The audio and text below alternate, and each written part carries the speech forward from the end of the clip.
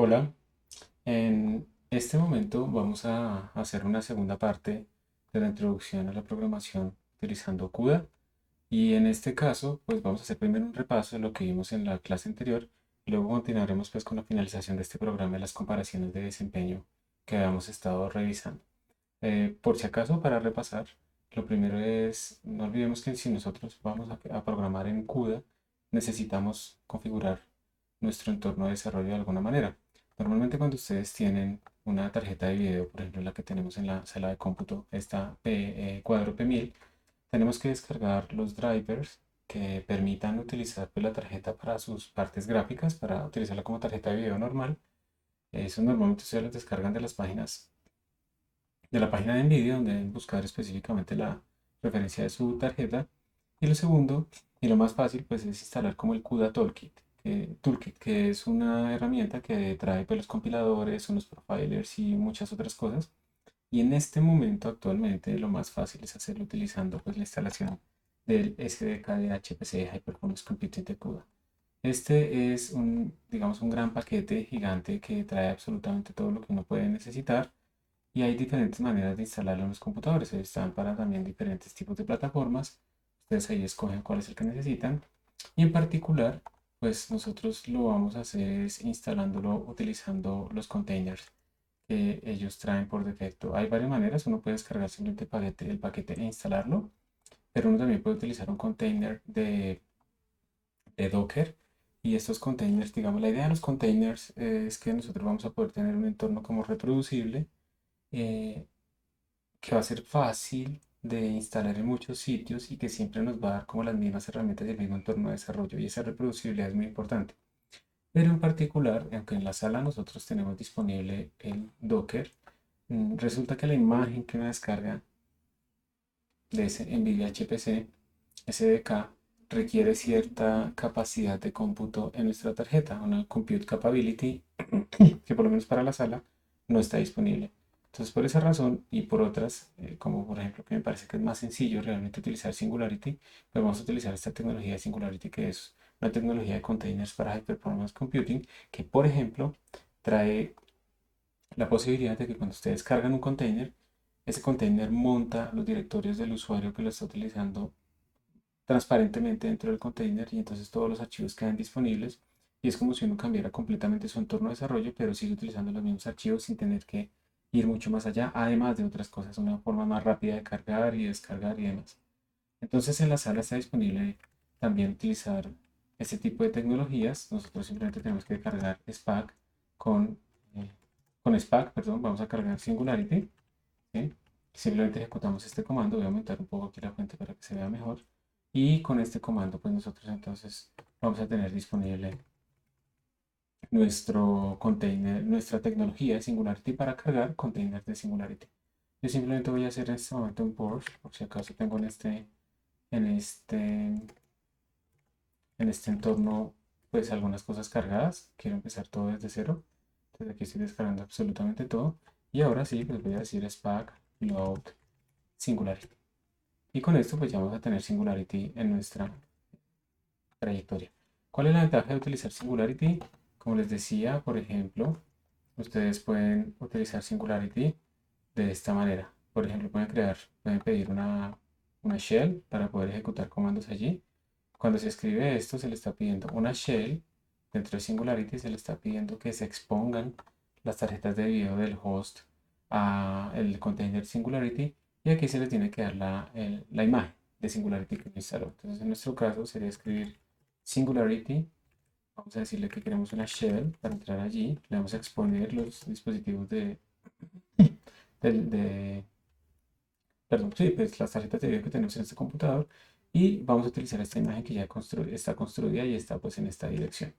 Cuando hacemos esto, pues ya se cargó Singularity, y aquí pues vamos a tener disponibles todos los comandos que necesitemos de, de, de CUDA para poder compilar en VCC, en C++, etcétera, etcétera, etcétera, en VPro, y muchos en VPro, tenemos que escribirlo, y muchas otras posibilidades. También está, por ejemplo, el comando NVIDIA SMI, nos va a permitir obtener información de nuestra tarjeta, y muchas otras utilidades también. Entonces es una forma muy sencilla de que podamos trabajar y si ustedes desean pues trabajar así, pues pueden hacer esa shell y pues realmente yo aquí tengo disponibles absolutamente todos los archivos que tenía en mi home y entonces es muy útil porque ya todo esto quedó montado, pero mi entorno pues está muy enriquecido con absolutamente todo lo que trae la NVIDIA SDK. Entonces es bastante transparente y es una forma que pueden utilizar ustedes ahí directamente en la sala. Ahí yo me salí.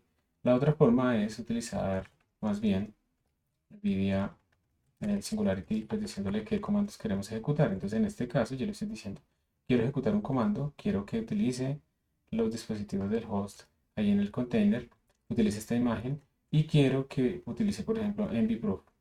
Entonces de esta manera estoy utilizando todo lo que viene dentro del container, pero no me estoy metiendo al container. Simplemente cambio mi entorno localmente por un momento y ya está. Entonces es bastante útil y es lo que vamos a utilizar nosotros en lo que sigue ahorita con los ejemplos. Es algo recomendado. Pues ya está listo en la sala por si ustedes lo necesitan.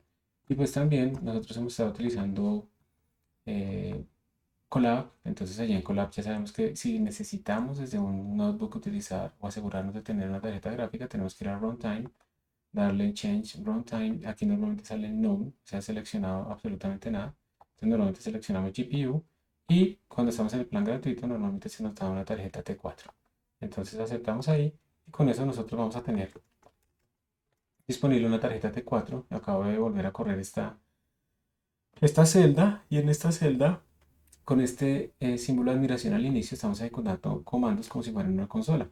Entonces aquí nos está saliendo la información y como podemos ver, por ejemplo, aquí está disponible una Tesla T4 que es una tarjeta mucho más potente que la Quadro P1000 y que tiene 16 GB de memoria RAM y que además tiene muchísimos más CUDA cores disponibles para lo que vamos a hacer nosotros. Entonces ya habiendo repasado esa introducción a, como a lo que podemos utilizar nosotros para ejecutar los comandos de CUDA, pues entonces ya podemos ir nosotros a hacer nuestra introducción. En la clase pasada estábamos utilizando este tutorial que digamos ya tiene los programas completos. Son programas supuestamente en C++, pero realmente no sigue todas las reglas de C++, pero pues eso no es lo que importa en este momento. Y es un problemita relativamente sencillo que lo que va a hacer es mm, manipular dos arreglos, ¿sí? Manejados como punteros, son arreglos primitivos. Y lo que vamos a hacer es sumar en uno de esos arreglos, pues digamos guardar la suma de lo que tenemos originalmente los dos arreglos. Eso es simplemente lo que se va a hacer. Aquí se pide la memoria, todo esto está ejecutándose en la CPU. Y luego llenamos nuestros arreglos. X va a tener puros unos, Y va a tener puros dos. Se llama la función, todo esto corre en la CPU, pues esto es un código normal de CPU. Y luego se hace una verificación para ver que todo funcione.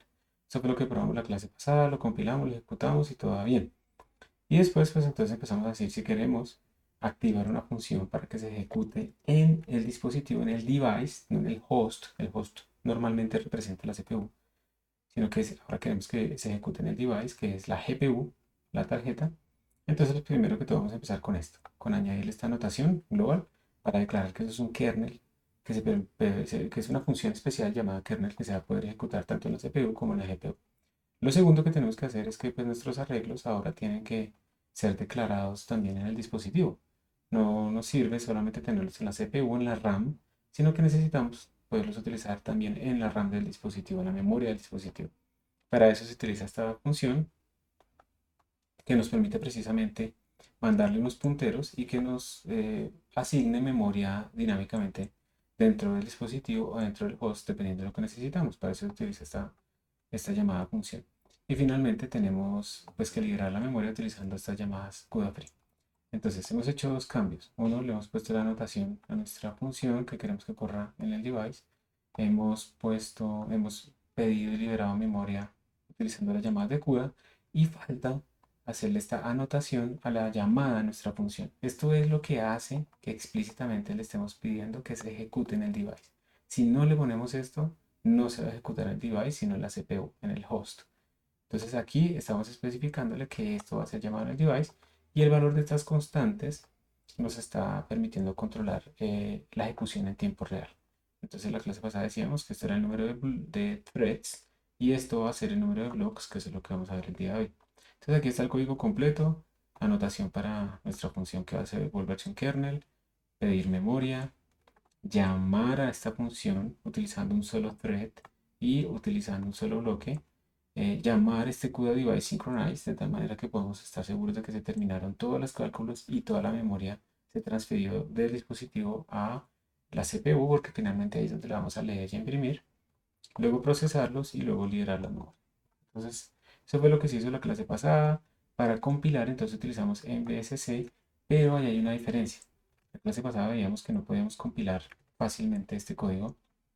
Estaba botando segmentation fault en la sala de cómputo, mientras que sí estaba funcionando acá en, eh, en Google Colab. Lo que sucede es que por alguna razón Google Colab pues lo permitió que eso funcionara. Aquí está el código. Vamos a volver a ejecutar. Entonces esta celda cuando la ejecuto me acaba de guardar acá un archivo, crear un archivo que se llama cuda02.q, y para compilar pues utilizo MVCC. Entonces vamos a compilar. Ahí está compilando. Listo, ya lo acabo de crear. Si yo recargo aquí la página, pues me aparece el CUDA02.x y ahora lo ejecuto, y para pues ver como el orden de ejecución voy a utilizar el MVPro compiler. Cuando lo ejecuto, pues me sale esto. Entonces me dice que por ejemplo la función add, el kernel que estamos ejecutando se tomó 109 milisegundos aproximadamente, 110 milisegundos aproximadamente. Y bien, y ahora miremoslo en la sala de cómputo. Entonces si en la sala de cómputo yo quiero compilarlo, lo que tenemos el archivo aquí disponible, entonces, y lo vamos a hacer con Singularity. Entonces Singularity exec -amb no sé qué, y vamos a venir a escribir acá en bcc cuda02.q. Entonces yo compilo, esto compiló, y ahora vamos a utilizar el gpro. Oh, lo escribí mal. Gpro, y me va a salir un segmentation fault perdón, tengo que escribir obviamente el nombre del ejecutable, ¿cierto? Que se llama, cuando compilamos, cuando le pusimos nada especial, entonces se llama a.out. Entonces cuando lo ejecutamos, perdón, coloco bien esto, mvproc, ahora sí, me sale como un error, ¿sí? Me sale como un segmentation fault que no conozco, y resulta que es porque este código está basado en C++, entonces yo tengo que compilarlo con mvc++. Cuando yo lo compilo con mvc++ y lo ejecuto, ahora sí obtengo una salida. Entonces es una característica extraña, ¿no? Que lo permita en Google Colab y no lo permite acá, pero realmente es mucho más, se entiende mucho más acá, porque pues aquí definitivamente tenemos que trazar instrucciones y más. En todo caso, aquí nos está saliendo otra vez nuestra función add, que procesa, se está tomando aproximadamente 200 milisegundos. Y aquí pues se ve un poco la diferencia. Esta tarjeta parece ser el doble de rápida y realmente tiene el doble de core, el doble de rápida que la tarjeta que tenemos ahí en la sala. Entonces 200 milisegundos acá y 109 milisegundos acá. Bien, entonces ya estamos como en el punto que terminamos la vez pasada, casi.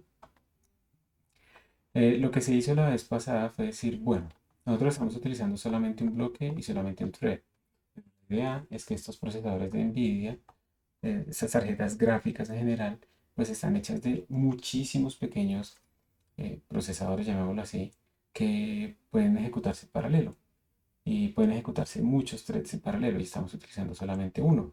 Entonces lo que vamos a hacer es que normalmente en estos CUDA GPUs esos grupos de threads van en múltiplos de 32. Entonces vamos simplemente a cambiar este número de 1 a 256. Queremos que se ejecute en 256 threads en paralelo. Entonces nuestro kernel de ejecución va a tener ahora este valor acá. Y hay otra cosa importante que tenemos que hacer. Si nosotros lo dejamos así y no hacemos absolutamente nada más, pues todos estos threads van a estar accediendo al mismo vector en memoria y haciendo lo mismo. Todos van a estar ejecutando precisamente pues esta función. Está nuestro kernel. Van a estar haciendo exactamente esto todos. Y pues vamos a tener un race condition, una competencia por escribir en el mismo sitio. Entonces, esto es un repaso, ¿no? Entonces lo que vamos a hacer es repartir el trabajo, y para repartir el trabajo pues tenemos que utilizar algunas identificaciones para que cada thread sepa quién es y cuántos hay y podamos repartir el trabajo. La repartición del trabajo se puede hacer de muchas maneras. Digamos que aquí tenemos nuestro arreglo y supongamos que tenemos 3 threads. Entonces con la variable que está acá threadIDx.exe, que nos la entrega CUDA automáticamente, podemos saber de cuál thread es en el que estamos nosotros. Estamos en el thread 0, en el thread 1, en el thread 2, lo que sea. Entonces esto nos permite saber cuál thread es. Y esta variable que tenemos acá, dinámico en colores, esta que tenemos acá, nos permite saber cuántos threads hay. O sea, en este caso sería el valor de 256. ¿Sí? Entonces yo voy a saber con threadIDx de estos 256 quién soy yo, el 0, el 1, el 2, hasta 255. Y con BlockDim yo voy a saber pues precisamente que hay 256 en total. ¿Para qué sirve eso? Pues para poder repartir, como distribuir este arreglo total sobre el que estamos haciendo los cálculos, pues realmente son dos arreglos, ¿no? Pero estoy representando solo con uno, para poderlo repartir, para que pues, cada thread haga algo diferente, actúe en sitios diferentes y no estemos como haciendo lo mismo todos. Como se pueden fijar acá, el índice va a depender del thread en el que encuentro, o sea, el inicio de mi variable i va a depender de dónde estoy y el stride va a depender de cuántos hay, ¿sí? Entonces, para que sea un poco más fácil este ejemplo, y es una repetición de lo de la vez pasada, vamos a suponer que esta variable blockDim es 3, entonces tenemos solamente 3 threads, y por lo tanto estos índices van a ser entre 0, 1 y 2.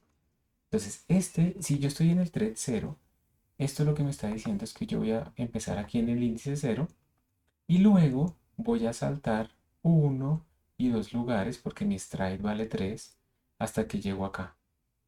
Luego me hago un stride largo, llego acá, luego me hago un stride largo así, y por lo tanto pues yo me encargo pues de estos elementos. Mientras que si yo soy el otro thread, si yo soy el thread de índice 1, vamos a ponerlo color rojo constante o verde, entonces el 1 va a empezar acá y también va a tener el mismo stride, entonces se va a saltar así. Y finalmente vamos a hacer de azul el thread de índice 2, entonces el thread de índice 2 empieza acá y tiene el mismo stride. Entonces básicamente lo que hicimos nosotros acá fue dividir este arreglo para que cada thread entre en una parte diferente de los demás. No tenemos race conditions, pero además repartimos el trabajo. Y al hacer esto, por lo tanto, entonces en principio sí estamos dividiendo el trabajo, porque ese es el objetivo fundamental. Tenemos un trabajo que hacer, tenemos muchos workers, muchos trabajadores, vamos a dividir el trabajo entre todos ellos para que cada uno tenga menos trabajo y por lo tanto yo termine más pronto. Esa es como la idea. Entonces, ahora lo que vamos a hacer es eso. Digamos que eso ya es la última parte del repaso, esos códigos ya los tenemos listos. Es lo que vemos acá. Entonces aquí estamos utilizando el threadIDx, esto se llama CUDA03 el archivo. Y ahora estamos diciéndole que ejecute con 257. Entonces vamos a guardarlo. Vamos a guardarlo de nuevo. Ahí está. Vamos a compilarlo y vamos a correrlo. Y aquí es importante que ustedes comparen el tiempo de ejecución. Miren que antes habíamos obtenido más o menos 110 milisegundos y ahora estamos en 4 milisegundos. Entonces hemos ganado un speed up de 25 veces. ¿Sí? 25 veces. Ha sido más rápido. Y este speed up también lo vamos a ver acá. Yo voy a compilar. Perdí acceso.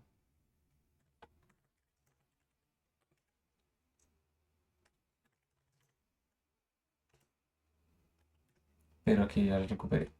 Entonces vamos a compilar. Ya lo recuperé en ambos sitios. Listo. Vamos a compilar. Aquí está. Voy a 03.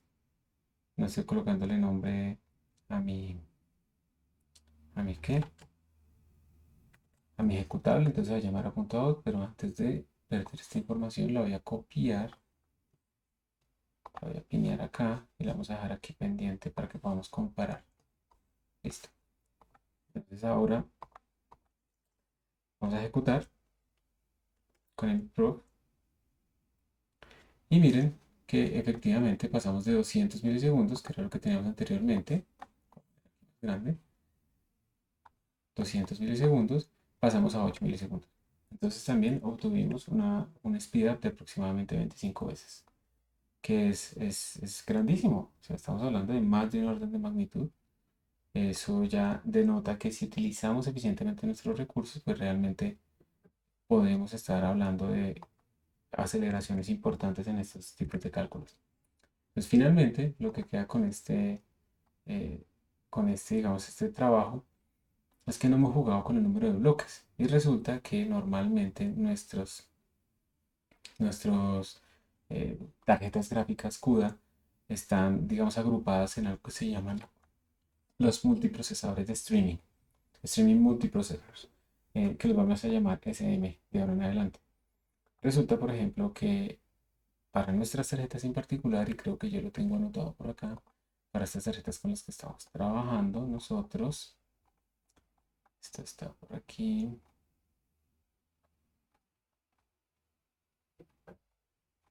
Nosotros tenemos para esta cuadro P1000 5 streaming multiprocessors y tenemos entonces 128 threads por cada uno de ellos. Y para esta tarjeta Tesla T4 tenemos 32 streaming multiprocessors y tenemos 128 threads por cada uno de ellos. Entonces tenemos, realmente con la Tesla tenemos muchísimos más posibles threads y posibles multiprocessors y en total cores de CUDA. Y por lo tanto, pues la idea es que lo que vamos a hacer es, vamos a ponerle, digamos, un valor al número del bloque. Vamos a decir, vamos a mandar de a 128 o de a 256, pero yo creo que lo ideal, digamos, en este caso particular podría ser 128. Entonces vamos a definir el block size como 128, que era lo que ponemos acá, o también puede ser 256. Vamos a ver que no cambia mucho realmente. Vamos a definir ese block size y luego, dependiendo del tamaño del arreglo que estemos procesando nosotros, vamos a calcular cuántos bloques necesitaríamos, ¿sí? Para que se ejecuten en paralelo. Entonces eso lo calculamos simplemente de esta manera. Hay que tener en pendiente si n no es divisible por ese block size, pues qué pasaría. Hay que tener cuidado con eso. Y entonces la ejecución de nuestro kernel pues ya no va a ser 1.1 o 1.256, sino que va dinámicamente a calcularse el número de bloques de acuerdo al block size. Eso es básicamente el truco que se va a hacer ahora para utilizar aún mejor el paralelismo en nuestro sistema. Si ustedes en algún momento tienen un dispositivo y no conocen ese block size, pues eso se puede consultar con los comandos de NVIDIA, pero quieren hacer como su código un poco más dinámico, entonces pueden utilizar esta construcción que está acá, que me la regaló Bart de Google, en donde ustedes simplemente pues hacen una llamada a, a las utilidades de CUDA y pueden obtener cuántos threads hay por multiprocesador. Con eso, pues ustedes en vez de escribir 128 como número mágico, lo pueden calcular, básicamente. Entonces, ahora hay que hacer otra cosa. O sea, ya tenemos nosotros de forma dinámica cuántos es el block size y cuántos números de bloques necesitamos, cuántos bloques necesitamos. Entonces, ahora tenemos que pensar cómo vamos a repartir apropiadamente el trabajo. Entonces observen, esto viene en el tutorial, esto es una foto que está literalmente aquí en el tutorial, ¿sí? Aquí yo no estoy haciendo absolutamente nada nuevo. Entonces, digamos que este es todo nuestro arreglo y por lo tanto lo que vamos a hacer es dividir esto primero en bloques. Entonces, este primer bloque, este primer multiprocesor se va a encargar de esta primera parte, este otro esta segunda parte, recuerden que van hasta 256 cada uno, y así sucesivamente. En total, para completar pues nuestra grilla completa.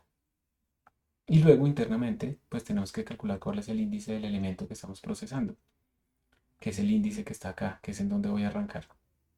Entonces, ¿cómo se puede calcular eso? Eh, digamos que se puede pensar fácilmente, pero ustedes pueden ver que si yo estoy en el bloque 0, más bien, si estoy en el bloque 2, han pasado dos bloques en total, cuyo tamaño total de elementos pues va a ser mi bloque que yo tengo, o sea, el número 2, multiplicado por la dimensión de cada bloque, que es 256. Entonces, claro, para ubicarme en este punto específicamente acá del arreglo original, para arrancar aquí, yo necesito haber pasado dos veces 256. Por eso aparece este término acá. El block IDX, que sería 2, por el block dim, que sería el tamaño de cada bloque, ¿sí? Y luego, si quiero acceder específicamente, por ejemplo, a este elemento, pues le tengo que sumar el thread IDX, o sea, el índice del thread que está ejecutando pues esta operación.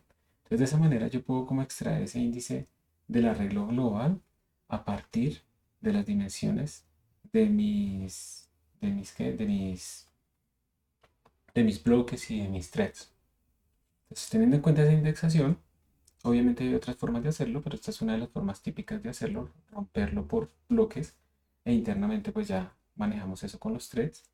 Entonces con este tipo de partición pues tenemos que ir a modificar acá el kernel de esta manera, ¿cierto? Entonces tenemos el index que ahora es de esta forma, el punto de arranque cambia y el strike pues ahora el strike pues es un poquito más complicado porque ahora es cuántos tengo yo y además cuánto es la dimensión de mi rilla, pues eso es lo que me va a decir que cada cuánto tengo que saltar.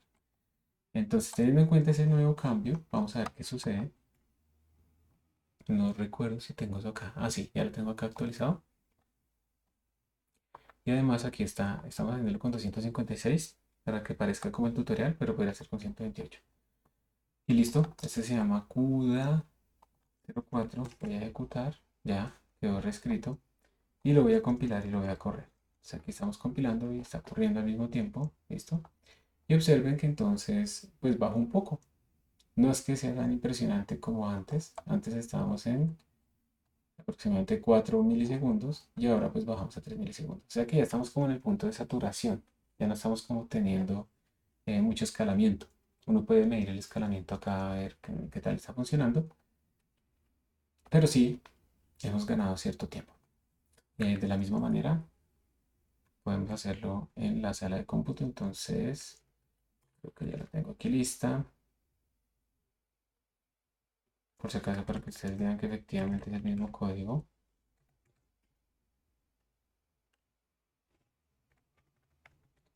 Ahí está. Entonces observen que el index está efectivamente utilizando la nueva indexación y que de forma dinámica estamos haciendo este cálculo. Entonces sí, está lo mismo. Entonces ahora sí vamos a ejecutarlo. Estamos en 8 milisegundos y pues aquí se nota más, ¿cierto? Tenemos como más capacidad de optimización. Entonces pasamos de 8 a más o menos 2 milisegundos aproximadamente. Entonces, básicamente lo que estamos viendo es que aquí hay un factor de 4, más o menos, de 8 a 2 milisegundos. Y con lo anterior hay un factor de 25 aproximadamente. Entonces, en total, algo que se demoraba 200 milisegundos, hemos logrado que se demore 2 milisegundos. O sea, hemos tenido un factor de 100 veces. El código es 100 veces más rápido. Obtenemos los mismos resultados, pero 100 veces más rápido.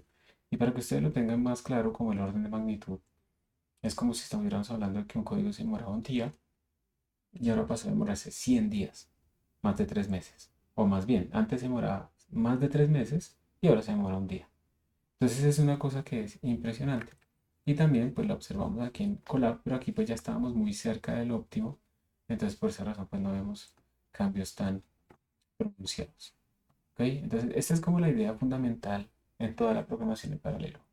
Tenemos que ver qué recursos tenemos y cómo repartirlos. Y pues en CUDA entonces utilizando estas variables internas podemos nosotros obtener esa partición, pero eso lo hacemos nosotros mismos. Aquí, por ejemplo, se resume lo que él encontró en su trabajo, entonces el tiempo, digamos, fue pasando cada vez a cosas mucho más pequeñas y pues uno también puede medir estos bandwidth, que son qué tan rápido fue que se transfirió la, eh, la información entre dispositivo y entre el device. ¿Sí? Aquí se termina, digamos, este tutorial. Hay algunos ejercicios como para que ustedes puedan practicar. Y pues digamos que lo último que quisiera contarles es que hay algunas librerías que esta en particular que les voy a mostrar, esta empezó con un proyecto independiente, pero luego fue comprada por Nvidia.